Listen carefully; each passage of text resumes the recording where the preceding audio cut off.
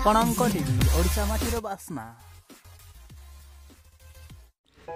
ଅଲିଉଡ୍ ତଥା ଜଲିଉଡ୍ ଅଭିନେତ୍ରୀ ରାନୀ ପଣ୍ଡାଙ୍କର ଦେହ ଖରାପ ଦେଖି ସହିପାରିଲେନି ବର୍ଷା।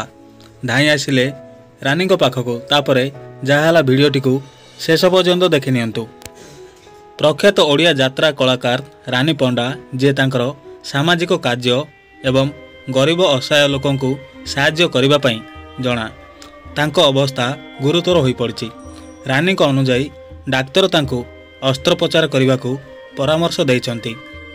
ମୁଁ ଏବେ ଯେପରି ଗୁରୁତର, ମୁଁ କେବେ ଏତେ ଗୁରୁତର ନଥିଲି। 5 ଦିନ ହେଲାଣି ମୁଁ କିଛି ସଂକ୍ରମଣରେ ପୀଡ଼ିତ ଅଛି ବୋଲି କହିଛନ୍ତି ରାନୀ ପଣ୍ଡା। ରାନୀ ପଣ୍ଡାଙ୍କ ସ୍ୱାସ୍ଥ୍ୟ ଅବସ୍ଥା ବିଷୟରେ କହିବାକୁ ଗଲେ ଯାତ୍ରା କଳାକାର ପପୁ କହିଛନ୍ତି ତାଙ୍କର ଥାଇରଏଡ୍, ଇସନଫୁଲିଆ ଅଛି ଏବଂ ଶୋଇବାରେ ଅନିୟମିତତା ଏବଂ ଠିକ୍ ସମୟରେ ଖାଇବା ନ ଖାଇବା ଯୋଗୁଁ ତାଙ୍କର ଏଭଳି ସଂକ୍ରମଣ ହୋଇଥିଲା।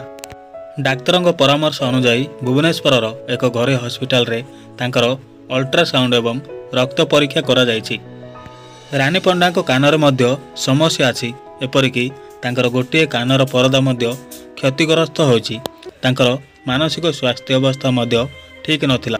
ତେବେ ଏଭଳି ଦୁଃଖଦ ସମୟରେ ଅଲିଉଡ୍ର ଲୋକପ୍ରିୟ ଅଭିନେତ୍ରୀ ବର୍ଷା ପ୍ରିୟଦର୍ଶିନୀ ରାନୀ ପଣ୍ଡାଙ୍କ ଘରକୁ ଯାଇ ତାଙ୍କର ସେବା ଶୁଶ୍ରୂଷା ବିଷୟରେ ଚିନ୍ତା କରିଛନ୍ତି ଏବଂ ନିଜ ହାତରେ ତାଙ୍କୁ ଫଳ ଖୁଆଇ ଦେଇଛନ୍ତି ଏବଂ ତାଙ୍କର ମନର କଥା ବୁଝିଛନ୍ତି।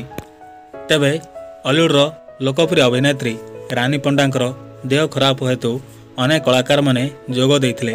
ପପୁ ପମ୍ପମ୍, ପୁଷ୍ପା ପଣ୍ଡା, ବର୍ଷା ପ୍ରିୟଦର୍ଶିନୀ।